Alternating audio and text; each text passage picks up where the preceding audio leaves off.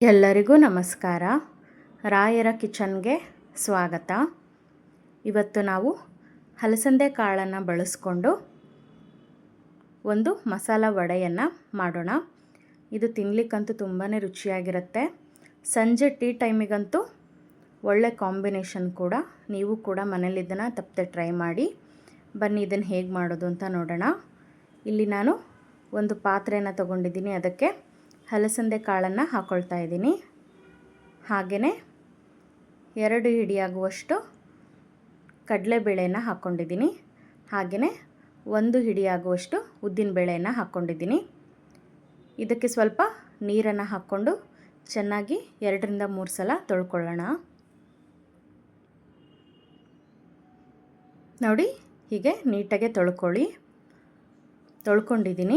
ಈಗ ಮತ್ತೆ ಇದಕ್ಕೆ ಸ್ವಲ್ಪ ನೀರನ್ನು ಹಾಕಿ ಇದನ್ನು 5ರಿಂದ 6 ಗಂಟೆಗಳ ಕಾಲ ನೆನೆಲಿಕ್ಕಿಡೋಣ.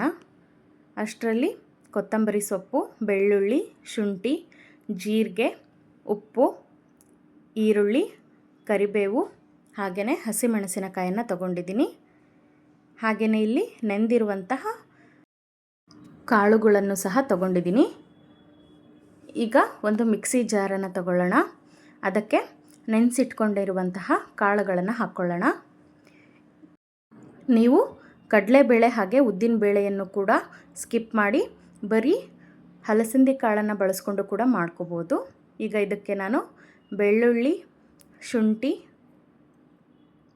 ಹಾಗೆಯೇ ಸ್ವಲ್ಪ 1 ಚಮಚ ಆಗುವಷ್ಟು ಜೀರಿಗೆಯನ್ನು ಕೂಡ ಹಾಕ್ಕೊಂಡಿದ್ದೀನಿ. ಹಾಗೆಯೇ ಕರಿಬೇವನ್ನು ಕೂಡ ಹಾಕ್ಕೊಳ್ಳೋಣ.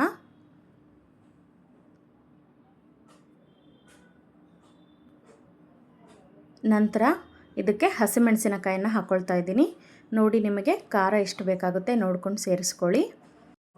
ಹಾಗೆಯೇ ರುಚಿಗೆ ಸ್ವಲ್ಪ ಉಪ್ಪನ್ನು ಕೂಡ ಹಾಕ್ಕೊಳ್ತಾ ಇದ್ದೀನಿ. ಈಗ ಇದನ್ನು ತರಿಯಾಗಿ ರುಬ್ಕೊಂಡು ಬರೋಣ. ನೋಡಿ, ಇಲ್ಲಿ ನಾನು ಇಷ್ಟು ತರಿಯಾಗಿ ರುಬ್ಕೊಂಡು ಬಂದಿದ್ದೀನಿ.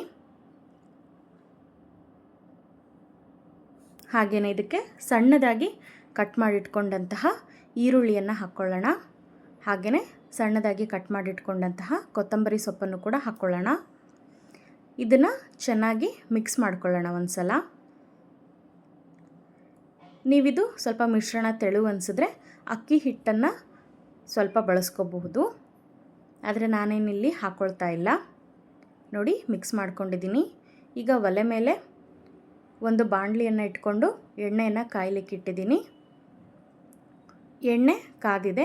ಈಗ ಒಂದೊಂದೇ ವಡೆಯನ್ನು ಎಣ್ಣೆಗೆ ಬಿಡ್ತಾ ಹೋಗೋಣ. ನಾನಿಲ್ಲಿ ಕೈಯಲ್ಲೇ ಸ್ವಲ್ಪ ಅಗಲವಾಗಿ ತಟ್ಕೊಂಡು ಹಾಕ್ಕೊಳ್ತಾ ಇದ್ದೀನಿ. ನೀವು ಇದನ್ನು ರೌಂಡಾಗಿ ಕೂಡ ಹಾಕ್ಕೋಬೋದು, ಅದು ಕೂಡ ಚೆನ್ನಾಗಿರುತ್ತೆ.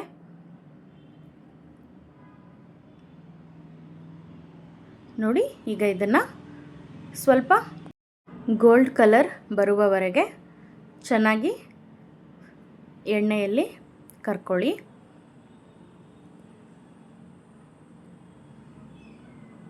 ನೋಡಿ, ಈಗ ಕಲರ್ ಚೇಂಜ್ ಆಗಿದೆ. ಈಗ ನಾವಿದನ್ನು ಒಂದು ತಟ್ಟೆಗೆ ಟ್ರಾನ್ಸ್ಫರ್ ಮಾಡ್ಕೊಳ್ಳೋಣ. ಮತ್ತು ಎಣ್ಣೆಗೆ ವಡೆಯನ್ನು ಕೈಯಲ್ಲಿ ಸ್ವಲ್ಪ ತಟ್ಕೊಂಡು ಮತ್ತೆ ಕರ್ಕೊಳ್ತಾ ಇದ್ದೀನಿ. ಮಕ್ಕಳಂತೂ ಸಂಜೆ ಟೈಮಿಗೆ ತುಂಬ ಇಷ್ಟಪಟ್ಟು ತಿಂತಾರೆ. ಹಾಗೆಯೇ ಇದನ್ನು ಒಮ್ಮೆ ನೀವು ಮಾಡಿಕೊಂಡ್ರೆ ಮತ್ತೆ ಮತ್ತೆ ಮಾಡಿಕೊಳ್ಳುವಷ್ಟು ರುಚಿಯಾಗಿರುತ್ತೆ. ನೀವು ತಪ್ಪದೆ ಟ್ರೈ ಮಾಡಿ. ಈಗ ಹೇಗೂ ಮಕ್ಕಳಿಗೆ ರಜೆ ಇದೆ, ಮನೇಲಿರ್ತಾರೆ, ಏನಾದರೂ ಕೇಳ್ತಾನೆ ಇರ್ತಾರೆ. ನೀವು ಒಮ್ಮೆ ತಪ್ಪದೆ ಇದನ್ನು ಟ್ರೈ ಮಾಡಿ. ನೋಡಿ, ಈಗ ಮತ್ತೆ ಎಣ್ಣೆಗೆ ವಡೆಯನ್ನು ಹಾಕ್ಕೊಂಡಿದ್ದೀನಿ. ಈಗ ಇದು ಕೂಡ ಕಲರ್ ಲೈಟಾಗಿ ಚೇಂಜ್ ಆಗ್ತಾ ಇದೆ. ಇದಾದ ತಕ್ಷಣ ಒಂದು ತಟ್ಟೆಗೆ ಟ್ರಾನ್ಸ್ಫರ್ ಮಾಡ್ಕೊಂಡಿದ್ದೀನಿ.